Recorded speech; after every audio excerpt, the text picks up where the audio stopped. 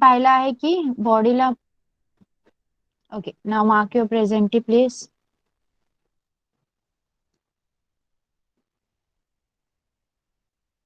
Okay, see, आपण पाहिलं आहे की आपण एखाद्या बॉडीला मोशन मध्ये कधी आणू शकतो, जेव्हा आपण त्याच्यावर फोर्स अप्लाय करतो, right. And work is done when force act, आणि तेव्हाच वर्क सुद्धा होतं जेव्हा फोर्स ऍक्ट करतं. Okay, so distance and displacement. Distance and displacement, see, म्हणजे डिस्टन्स म्हणजे अंतर आणि डिस्प्लेसमेंट म्हणजे डिस्प्लेस होणे, विस्थापन एका जागेवरून दुसऱ्या जागेवर. ओके, बघा. Ranjit's house is at place A, capital A. The figure alongside, see the figure alongside if you are having a book, okay? तुमच्याकडे बुक असेल तर तुम्ही ती बाजूची फिगर बघा. आणि I am reading. You all are having the book. सगळ्यांकडे book आहे? Yes, okay. मग तुम्ही फिगर ऑब्झर्व करा and I am reading, so that मी काय वाचते आणि ते सगळं तुम्हाला तिथे समजत राहील. तुम्ही तिथे कनेक्ट करत राहा. See, Ranjit's house is at place capital A. The figure alongside shows the distance traversed by Ranjit to reach his school at capital T. बघा, रणजितचं घर कुठे आहे? कॅपिटल ए या ठिकाणी आहे, आणि डी या ठिकाणी त्याच्या शाळेपर्यंत पोहोचण्यासाठी त्याने किती अंतर पार केलं आहे ते दाखवलंय आपल्याला.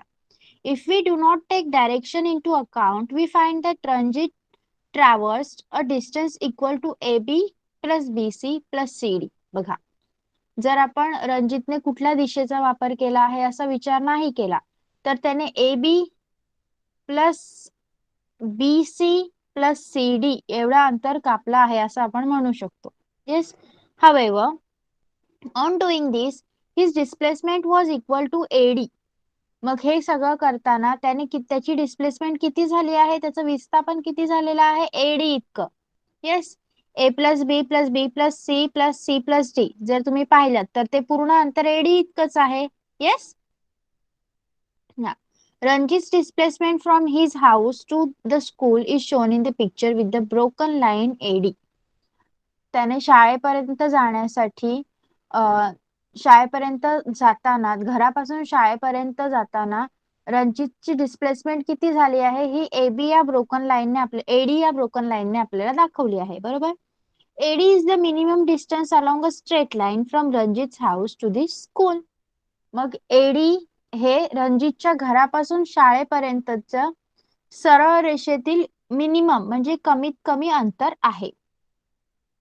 The minimum distance traversed in a particular direction along a straight line is called displacement. बघा, आता डिस्प्लेसमेंट म्हणजे काय?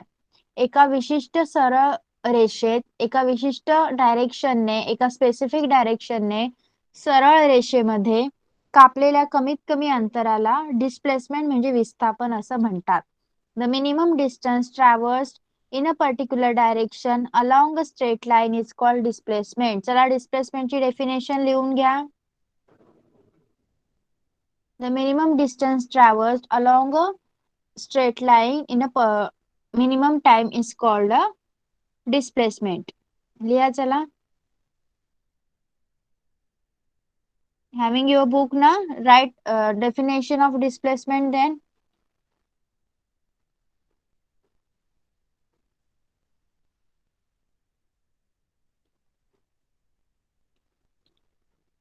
Done? Anaka has done.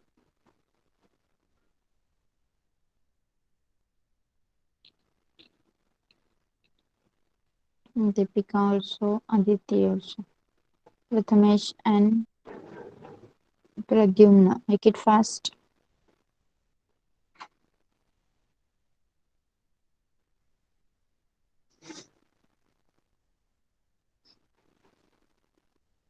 Done? Okay.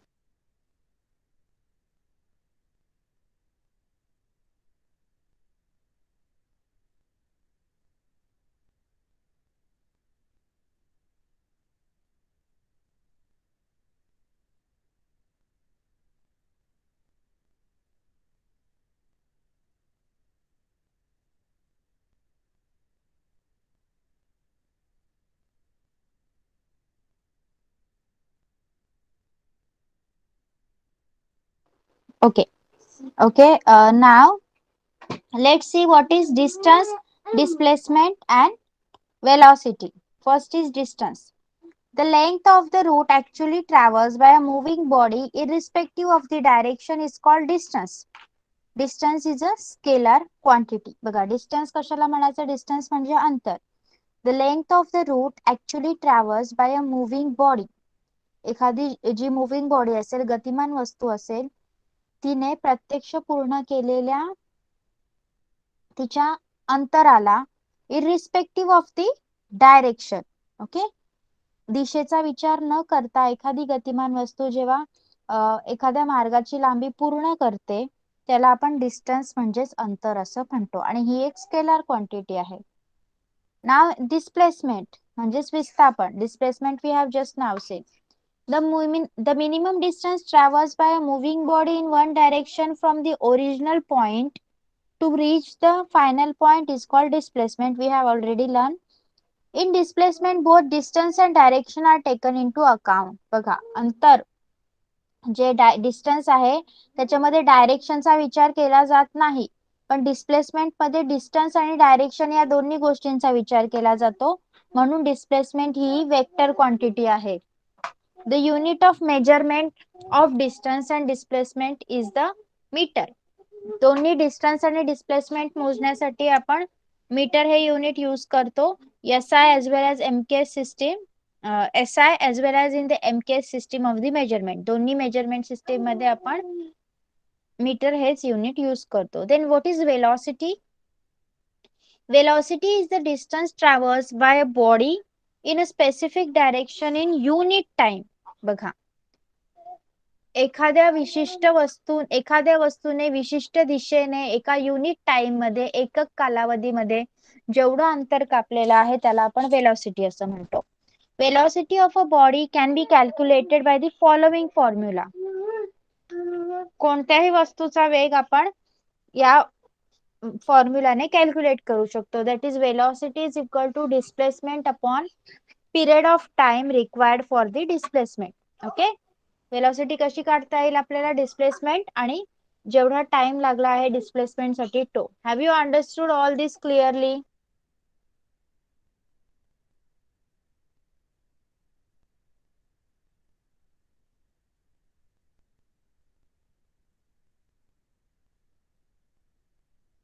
Clearly understood?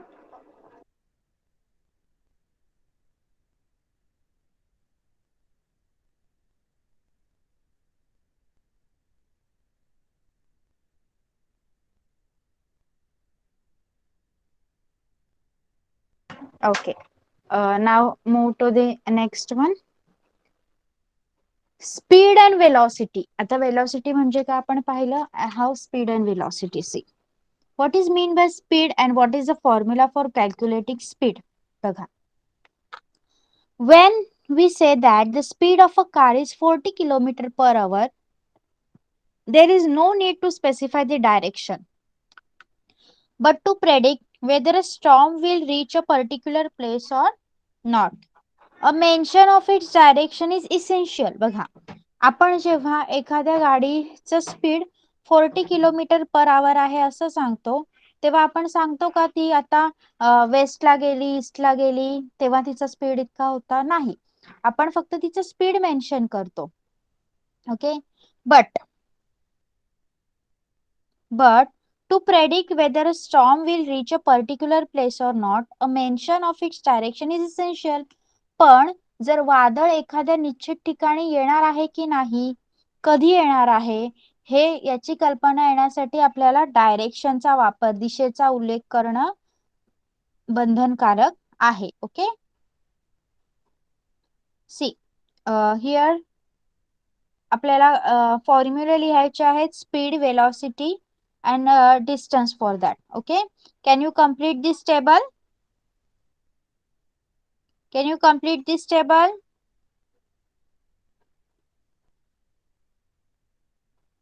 Yes. Earlier you have learned, right? That's why they have asked us to recall these questions. So next.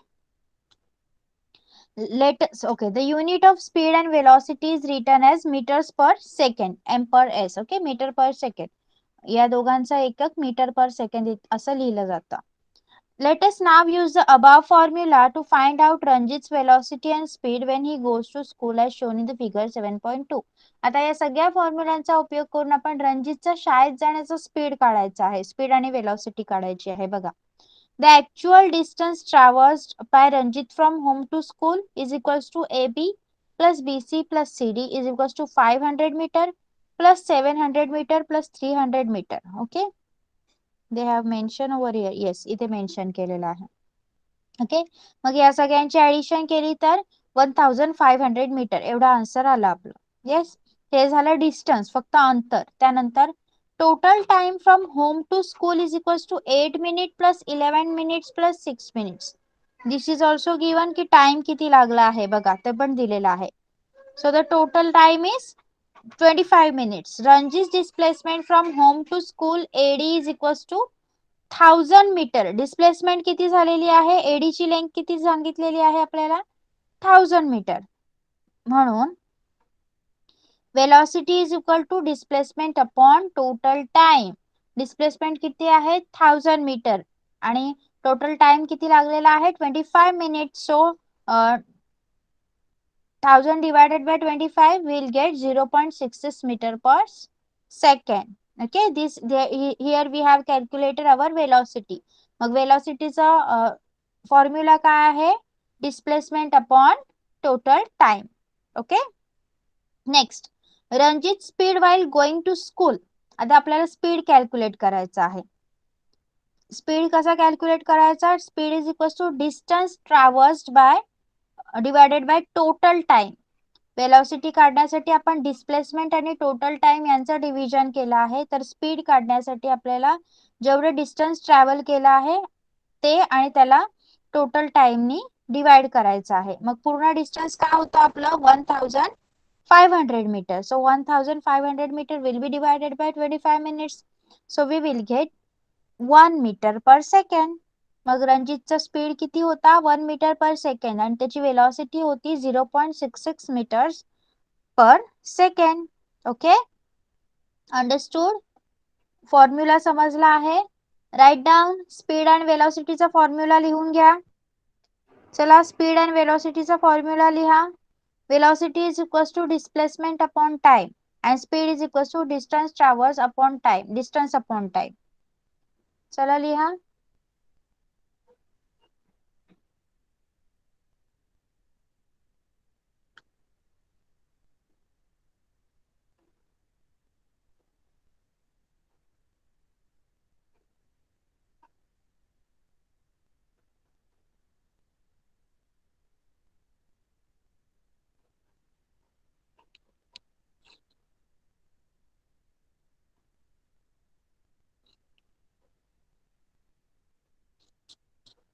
Done.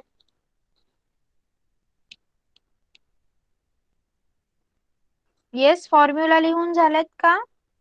Okay, done. Okay, चलो. Ranjit did not take the straight route of minimum distance while going to the school. रणजितने सरळ रस्ता घेतला का, eddy या सरळ रस्त्याने तो गेला का, नाही. त्याने तो ए टू बी गेला, नंतर बी टू सी, नंतर सी टू डी गेला, बरोबर.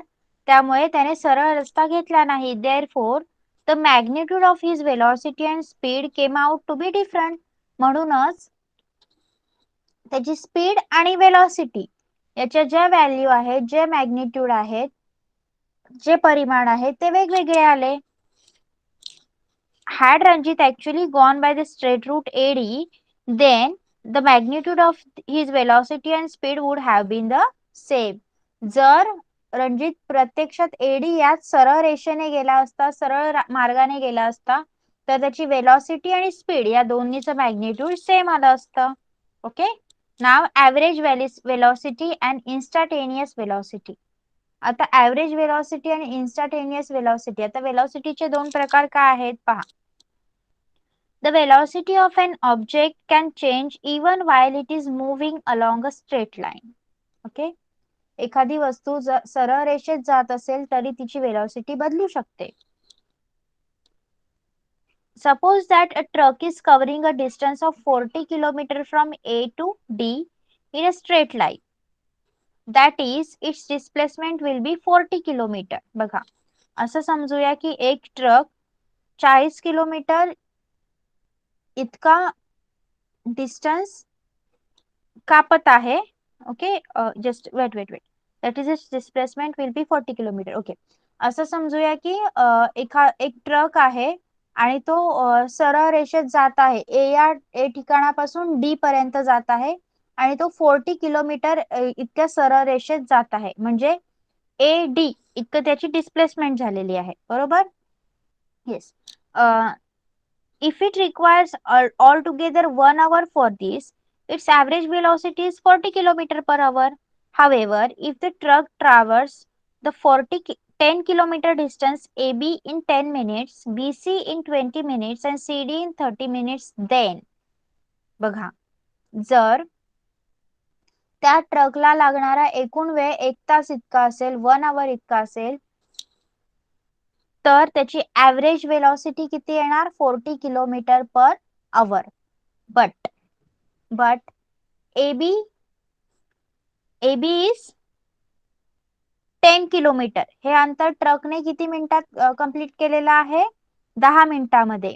BC हे अंतर त्याने, हे पण 10 किलोमीटरचंच अंतर आहे, हे त्याने 20 मिनिट्स मध्ये कंप्लीट केलं आहे. आणि CD हे अंतर आहे त्याचा 20 मिनिटाचं, हे त्याने 30 मिनिट्स मध्ये कंप्लीट केलेलं आहे.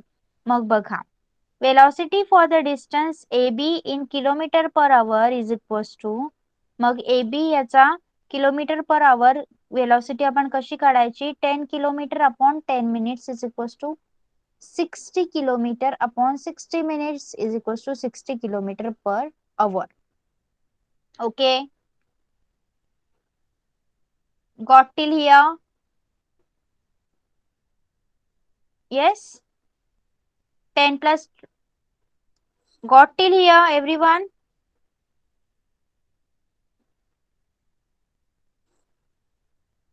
Yes.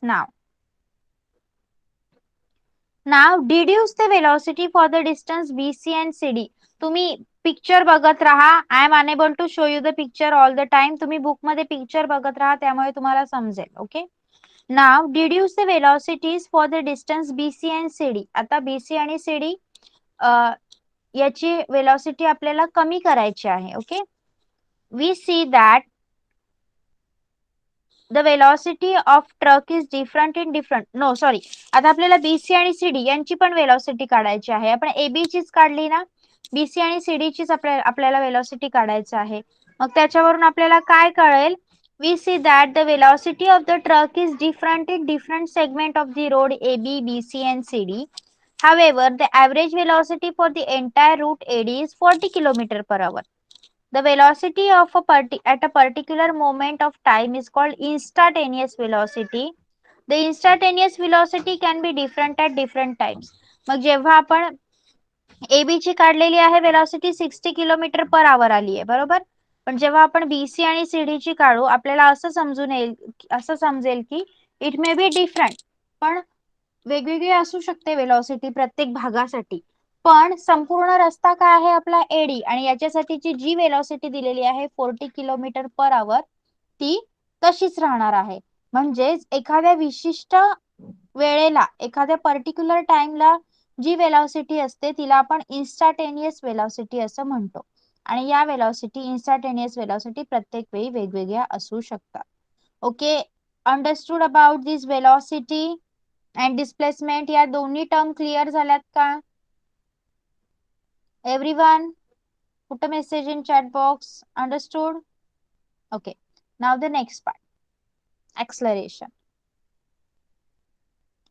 In the previous example, the truck covered the distance AB at the velocity of 60 km per hour, BC at 30 km per hour and CD at 40 km per hour. Okay, आपण जे आता उदाहरण पाहिलं त्यामध्ये ट्रकने AB हे अंतर 60 kilometre per आवर या वेगाने, BC हे अंतर 30 किलोमीटर, तर CD हे 40 किलोमीटर या वेगाने पूर्ण केलं, कापलं.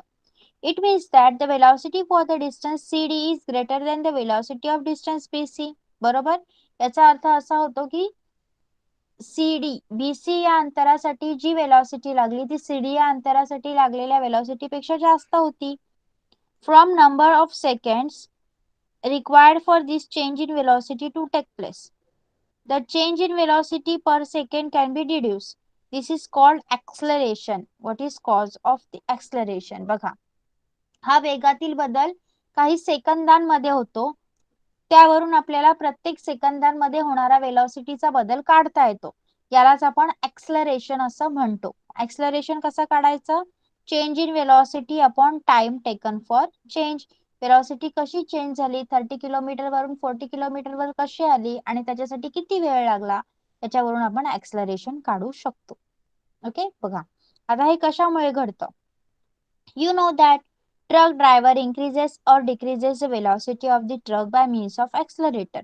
तुम्हाला माहितीच असेल की ऍक्सलरेटर असतं गाडीमध्ये, म्हणजे ट्रकमध्ये पण असतं आणि ट्रक चालक त्याचाच वापर करून स्पीड कमी जास्त करत असतो. सॉरी, वेलॉसिटी कमी जास्त करत असतो. You might have seen a toy car that runs on a clockwork spring. When it is released on a flat floor after winding up the spring, it goes in a straight line.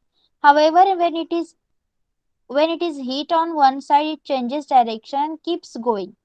If it collides into a wall, it stops. It means that its velocity changes. How did the changes take place? बघा, आपण खेळण्यातली spring वर चालणारी car तुम्ही पाहिली असेल. जर तुम्ही सपाट जमिनीवर तिला चावी देऊन सोडली तर ती सरळ जाते आणि एका बाजूने धक्का दिला तर ती परत तिची डायरेक्शन बदलते आणि पुढे जाते. पण जर जेव्हा ती भिंतीला धडकते तेव्हा ती थांबते. म्हणजेच काय, तिच्या वेलॉसिटीत बदल होतो. आता हा बदल कसा घडला? It happens because a car comes into contact with something external to it. On a football ground, how does the direction of ball moving in a straight line change? We see some player changing its direction by kicking it. When its direction changes, the velocity of the ball changes. That is to say, an acceleration takes place. The interaction that brings about the acceleration is called force. Force act on a body. बघा, भिंतीला भिंत समोर आली, भिंतीला धडकल्यावर ती motor car थांबते, बरोबर? मग ती का थांबली? कारण त्या मोटर कारचा बाहेरच्या कशाशी तरी, एक्सटर्नल कुठल्या तरी गोष्टीशी संबंध आला, बरोबर? तसंच फुटबॉल जे आपण मैदानावर खेळत असतो तेव्हा सरळ जाणारा बॉल स्वतःची डायरेक्शन कशी बदलतो? काय होतं, एखादा जो प्लेयर आहे तो पायाने ढकलून त्याची डायरेक्शन बदलतो आणि डायरेक्शन बदलल्यामुळे या बॉलची वेलॉसिटी सुद्धा बदलते. म्हणजेच ऍक्सलरेशन तिथे घडत आहे. ऍक्सलरेशन ही एक इंटरनल गोष्ट, इंटरनल फोर्स आहे, त्यालाच फोर्स असं म्हणतात आणि हा फोर्स वस्तूवर ऍक्ट करत असतो. Okay, understood about acceleration now? Acceleration समजलंय का? Very neatly explain, because they have given us very nice example. त्यामुळे समजण्यासाठी खूप सोपं जात आहे. बघा, force and acceleration. Force and acceleration, how they are related now? See, take a glass marble and let it roll on a big smooth tabletop. After some time, its velocity will decrease and it will stop. On a carom board too, the carom coin pushed by a striker will move forward some distance and then come to a stop. If the coin is pushed after applying talcum powder to the carom board, it will keep moving for a longer time and then come to a stop. What can we infer from this? बघा, आपण जर एखाद्या smooth पृष्ठभागावर गोटी टाकली आणि तिला घरंगळत जाऊन दिली तर ती थोडा वेळ चालेल आणि काही वेळानंतर तिची वेलॉसिटी कमी होईल, बरोबर? तिचा वेग कमी होईल आणि ती थांबते. कॅरम बोर्डवर पण जेव्हा आपण स्ट्रायकरने सोंगटी ढकलतो तेव्हा ती पण थोड्या वेळाने थांबते पुढे जाऊन. कॅरम बोर्डवर आपण पावडर टाकून सोंगटी ढकलली तर ती जास्त काळ पुढे जाते आणि नंतर थांबते, बरोबर? आपण याच्यावरून आपल्या काय लक्षात येतं पहा. The velocity of the coin decreases due to the force of friction and the coin stops. If the friction between the carom board and the coin is reduced, the coin keeps moving for a longer time. It would mean that if no force of friction is acting on a moving body, it will keep on moving with constant velocity. The scientist Sir Isaac Newton was the first to study force and the resulting acceleration. बघा, जेव्हा friction होतंय, घर्षण होतंय, त्यामुळे काय होतं, सोंगटीचा वेग, सोंगटीची velocity कमी होऊन सोंगटी थांबते, बरोबर. जर कॅरम बोर्ड आणि सोंगटी याच्यामधलं फ्रिक्शन कमी केलं तर सोंगटी अधिक काळ पुढे चालत राहील. म्हणजेच काय, एखाद्या मोशन असणाऱ्या वस्तूवर कोणतंही फ्रिक्शन फोर्स जेव्हा ऍक्ट करत नसेल तेव्हा ती तिच्या एकसारख्या वेलॉसिटीने पुढे जातच राहील. ओके. आणि या फोर्स आणि एक्सलरेशन या गोष्टींचा अभ्यास पहिल्यांदा सर आयझॅक न्यूटन यांनी केला होता. So first is Newton's first law of motion. न्यूटनचा मोशन विषयीचा, गती विषयीचा पहिला नियम आपण अभ्यासणार आहोत. पहा, if no force is acting on a body, its velocity does not change. That is, the body does not accelerate. In other words, if a body is stationary, it will remain stationary. If it is in a motion, it will continue moving with the same velocity and in the same direction. बघा, if no force is acting on a body, its velocity does not change. जर एखाद्या वस्तूवर कोणतंही बल कार्य करत नसेल तर त्या वस्तूचा वेग, त्याची वेलॉसिटी बदलत नाही. That is the body does not accelerate, म्हणजेच ऍक्सलरेशन तिथे घडत नाही. In other words, if a body is stationary, it will remain stationary. If it is in a motion, it will continue moving with same velocity and in the same direction. म्हणजेच जर आपण वेगळ्या शब्दात बोलायला गेलो तर जर फोर्स लावलेला नसेल तर वस्तू त्या जागी स्थिर राहते आणि ती स्थिरच राहील. जर ती मोशन मध्ये असेल तर ती एखाद्या विशिष्ट वेलॉसिटीने तिच्या त्या डायरेक्शन मध्ये पुढे जात राहील. Okay. You have learned what is mean by force. You have seen that a body is accelerated due to force. Suppose you place the 1 kilogram standard weight on a surface with no friction and pull it with an acceleration of 1 meter per second square. The force applied is called 1 Newton. बघा, आता force म्हणजे काय हे तर आपल्याला समजलं. मग force मुळेच एखाद्या वस्तूला एक्सलरेशन येतं हे सुद्धा आता आपण पाहिलं. जर आपण मेजरमेंट या लेसन मध्ये पाहिलं तर 1 किलोग्रॅमचं जे मेजरमेंट आहे ते फ्रिक्शन नसलेल्या आपण एका सरफेसवर ठेवून दिलं आणि ते 1 मीटर पर सेकंड स्क्वेअर इतक्या एक्सलरेशनने ओढलं तर त्यासाठी जितका फोर्स आपल्याला लावायला लागेल त्या फोर्सला आपण 1 न्यूटन फोर्स असं म्हणणार. ओके. Understood clearly? ही गोष्ट क्लिअर झाली आहे का? Newton's first law of motion हे पूर्ण लाईफ पर यूज करायला लागणार आहे पुढे. नक्की क्लिअर झालाय? Yes. Okay.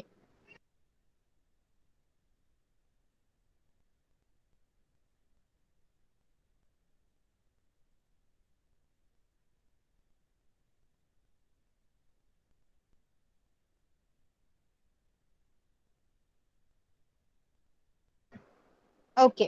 Now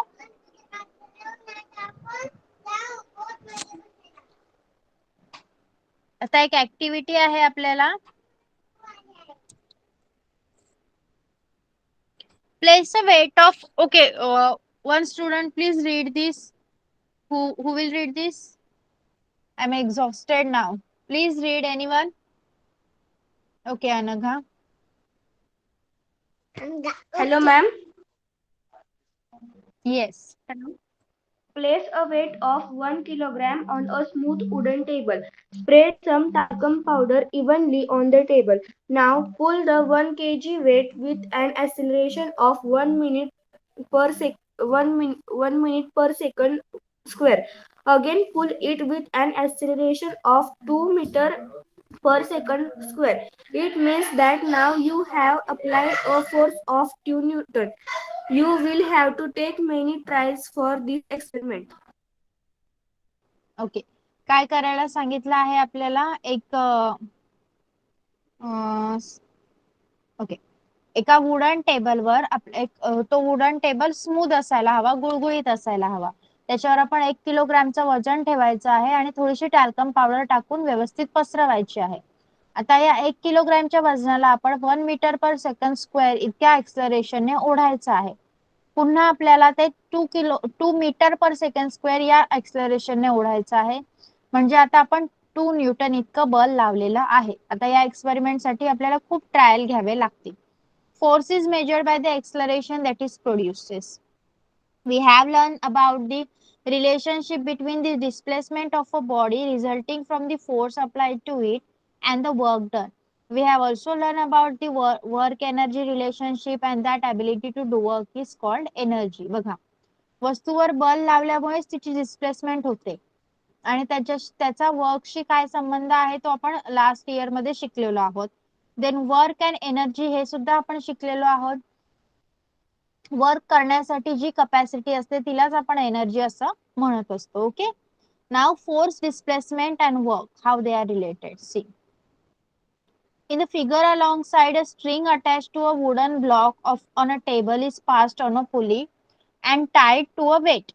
On applying a sufficient weight, the block will be seen to move.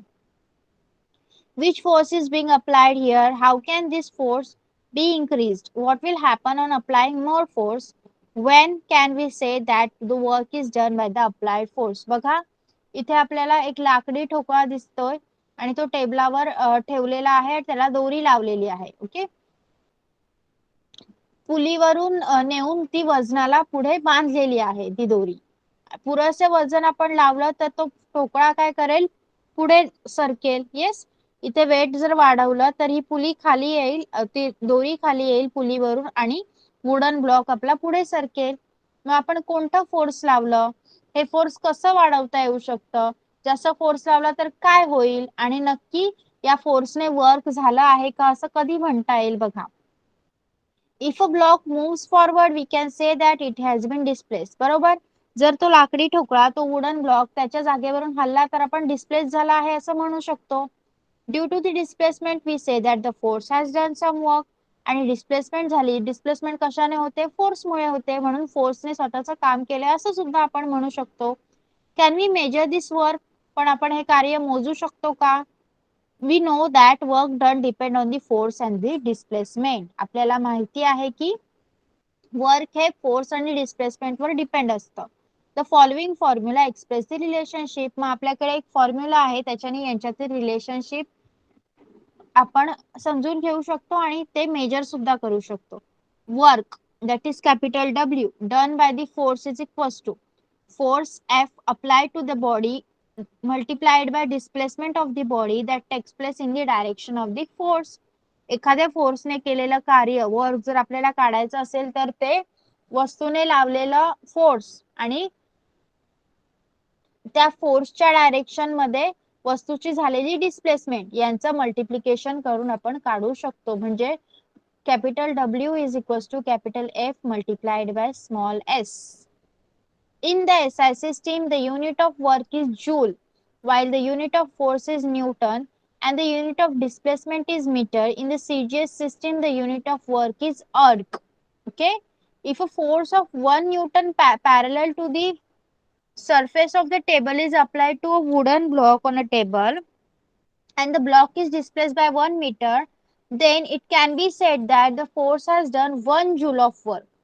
जर टेबलावरील लाकडी ठोकळ्याला टेबलाच्या सरफेसशी पॅरलल असं 1 न्यूटन इतकं बल लावलं आणि 1 मीटर इतकं त्या लाकडी ठोकळ्याची डिस्प्लेसमेंट केली तर 1 जूल इतकं वर्क झालं असं म्हणता येतं. In this example the displacement is in the direction of force. आणि या उदाहरणामध्ये जी डिस्प्लेसमेंट झालेली आहे ती फोर्सच्याच डायरेक्शन म्हणजे बलाच्याच दिशेने झालेली आहे. And here we have completed our lesson. Have you clearly understood this? How you are going to find out work? Work is equals to force multiplied by displacement. But that displacement should be in the direction of that force only. Okay? Shall we move to the question answer now?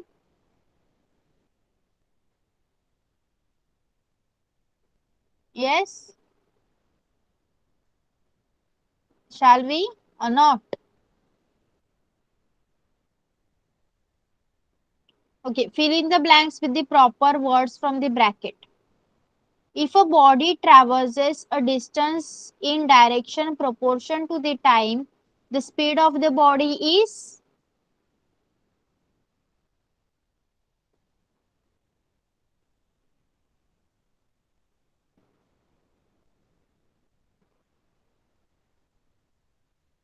Okay, so the speed of the body will be constant.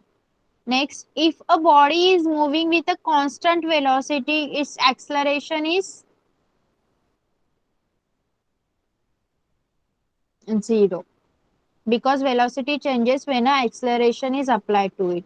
जेव्हा accelerate करतो तेव्हाच velocity बदलते. Dash dash is a scalar quantity.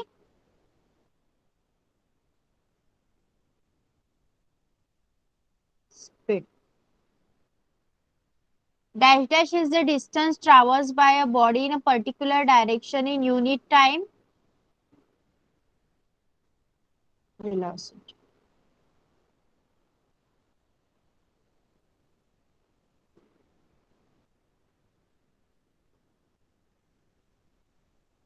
Okay, for this, you have to draw figure and understand it very clearly.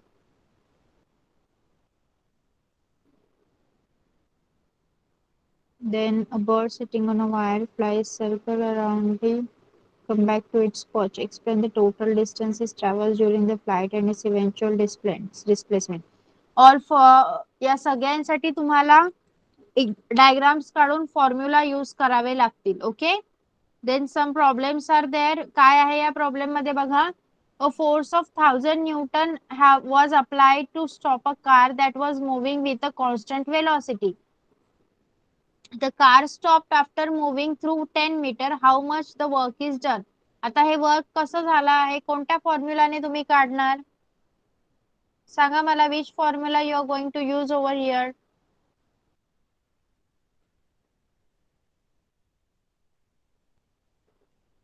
Yes, formula for work. How you are going to find out work?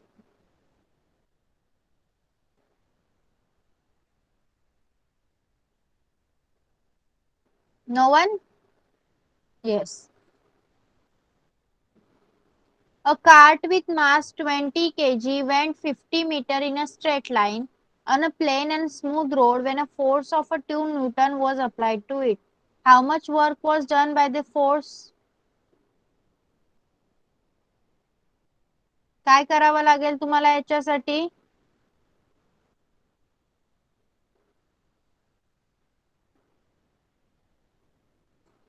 Yes. For the second one,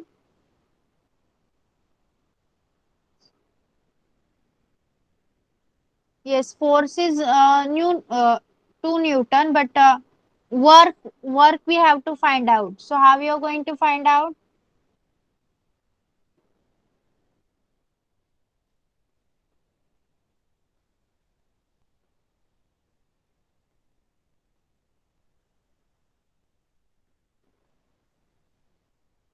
See, what is this small s? हा small s का आहे? Displacement of the body that takes place in a direction of the force. Yes. मग आता यामध्ये तुम्हाला किती quantities दिल्या आहेत पहा. Which quantity, how many quantities they have given? 20 kg mass आहे. त्यानंतर 50 metre is a straight line distance आहे आणि 2 न्यूटन त्याचा फोर्स आहे. Okay. So how that mass is going to be useful for you? What is that mass? How you are going to use that in your formula? Work is equals to this. Yes. सांगा कसं use करणार?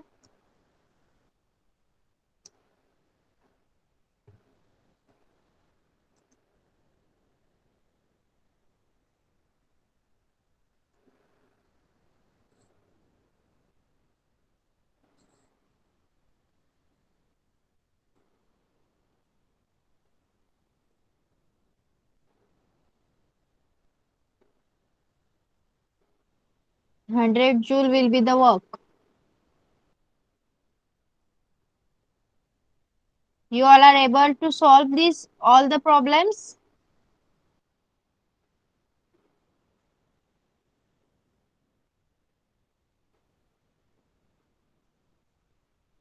Yes. Okay. Uh,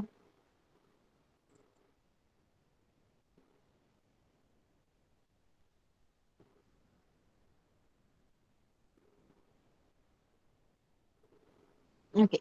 So how you are going to find out that work is equals to force into S, that is that displacement. Okay. So for this, what is the force? 2 Newton multiplied by the displacement 50 meter.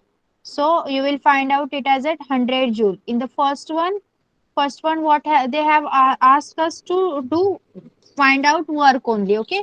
त्याच्यासाठी सुद्धा तुम्ही कोणता formula वापरणार? Work done by the force to stop a car stop करण्यासाठी आपल्याला कोणता किती work फोर्सने केला आहे ते सांगायचं आहे, बरोबर. Capital F into small s. So it will be 1000 into 10. 1000 Newton is force multiplied by 10 meter and you will give 10,000 joule. Okay, याचा आन्सर असणार आहे 10,000 joule आणि B चा आन्सर असणार आहे 100 joule. येस, अंडरस्टूड दिस प्रॉब्लेम्स? सॉल्व करणार ना? Yes, same जे तुम्ही फॉर्म्युला सांगितले तेच वापरायचे आहेत. Okay, now this one, this second one काय सांगितलं आहे आपल्याला? Observe the figure and answer the question. Okay, बघा, Sachin and Sameer started on a motor bike from place A. Okay, A, लक्ष द्या, ए कुठे आहे दिसतोय तुम्हाला? Took the turn at B, B ला टर्न घेतला आहे. देन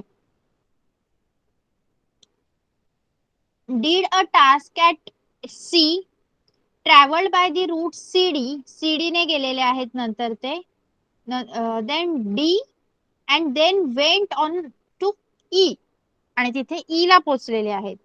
ऑल टुगेदर दे टूक 1 hour फॉर दिस जर्नी. या सगळ्यासाठी त्यांना 1 तास लागलेला आहे. Find out the actual distance travels by them and the displacement from A to E. त्यांनी किती डिस्टन्स ट्रॅव्हल केला आहे ते पाहायचं आहे, फाइंड आउट करायचं आहे आणि actual displacement A to E किती झाली आहे ते पाहायचे आहे.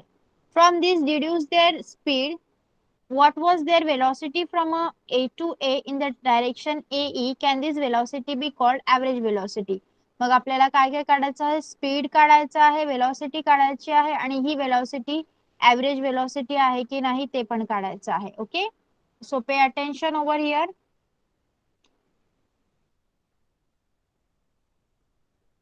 Write down along with me. बघा, मोटर बाईक त्यांनी तुमच्या समोर डायग्राम आहे ना? You have diagram with you? Please help me for, मला हेल्प करा. ओके, डिस्टन्स सांगण्यासाठी मला हेल्प करा. माईक चालू करा डिस्टन्स सांगताना. बघा काय सांगितलं आहे आपल्याला? पहिल्यांदा आपण ऍक्च्युअल डिस्टन्स काढूया. Okay, actual distance.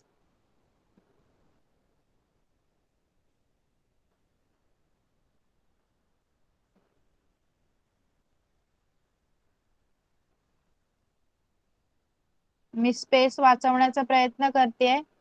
तुम्ही असं लिहू शकता, actual distance travel by Sachin and Sameer from A to E. Okay, A to E चा काढायचा आहे आपल्याला ऍक्च्युअल डिस्टन्स. चला, मग कसं काढणार आपण? A B plus B C plus C D plus D E.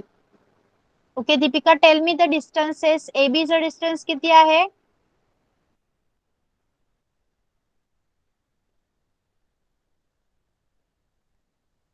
Yes,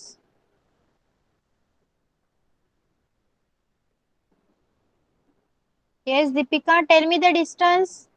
diagram आहे ना तुमच्या समोर? Who will tell me? Okay Aditi.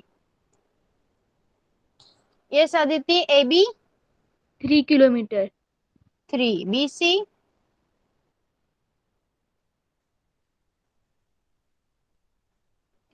4 kilometer.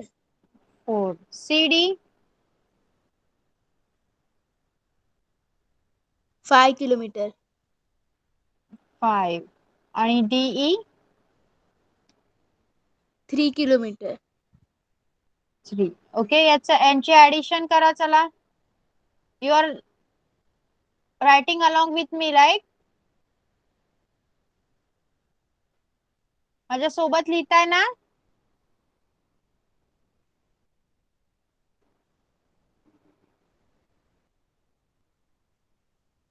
Yes.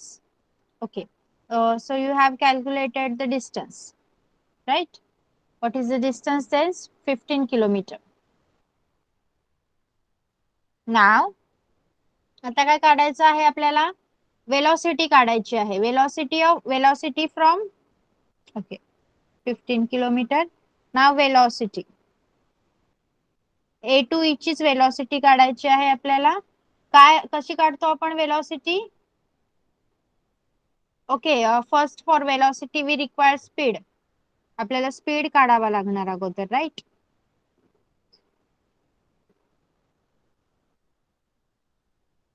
Speed is equals to total distance. तुम्ही लिहा, I am not writing it. Total distance travelled from A to E upon total time taken from A to E. जेवढा time लागला. Okay, किती आहे तो? 15. 1. 1 तास लागला ना, मग काय येणार? स्पीड आपलं 15 किलोमीटर पर आवर. चला, स्पीड काढला. लिहिलं सगळ्यांनी? Should I rough? Please anyone put on your mike and tell me. Yes, ma'am. Okay, now आता आपल्याला वेलोसिटी काढायची आहे. ओके, वेलोसिटी काढण्यासाठी किती डिस्प्लेसमेंट झाली आहे ती आपल्याला कॅल्क्युलेट करायची आहे. Okay, so displacement will B AB plus BD plus DE. चला, ओके, डिस्प्लेसमेंट काढायची आहे आपल्याला. वेलोसिटी साठी आपल्याला डिस्प्लेसमेंट लागणार आहे. मग डिस्प्लेसमेंट काय आहे आपली?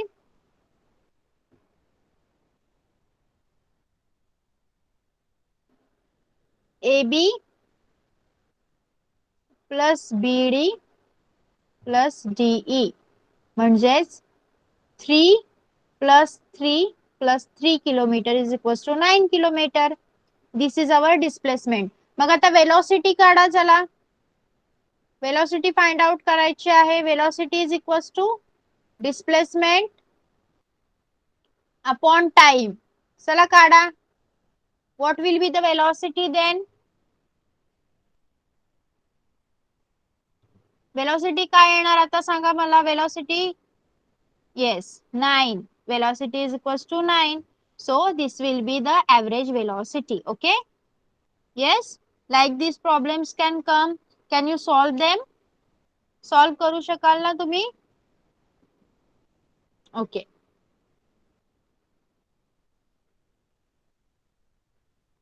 हे आपल्याला रिलेट करायचे आहेत फक्त. वर्कचं हे काय असणार आहे? Unit joule. आणि सेकंड युनिट आहे अर्ग. ओके, देन फोर्स साठी newton and dyne. Okay, CGS आणि एमकेएस सिस्टीम, दोन सिस्टीम असतात, न्यूटन आणि डाइन. त्यानंतर displacement will be metre and centimetre. Okay, question number 4. A bird sitting on a wire flies, circles around and come back to its perch. Explain the total distance is traversed during its flight and its eventual displacement. Can anyone tell me this? Okay, Anagha. Hello, ma'am. Yes. The bird takes a circular turn and comes back. The distance traversed by the bird is equal to the circular path that it has taken. Bird comes back to its original position. The displacement will be 0. Okay.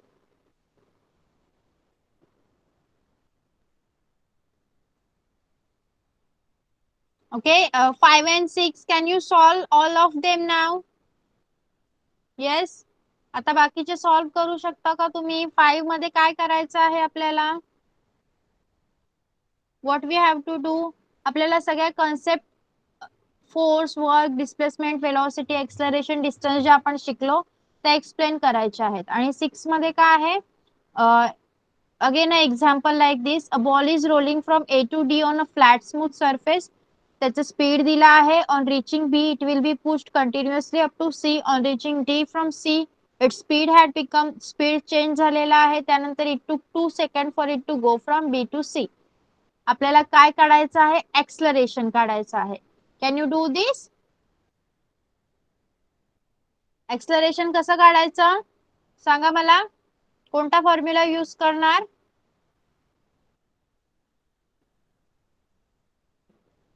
Yes Aditi. Acceleration is equal to change in velocity upon time taken for change. Very good. Okay. So can you write all these questions as your homework if you have completed your exams? जर exams complete झाल्या असतील तरच हा homework करायचा आहे. Okay. Have you completed your exams? Should I post the homework today? Okay. Okay. So bye bye. You can leave now. Bye bye. Good night. Bye, ma'am. Bye. Bye, ma'am. Bye bye.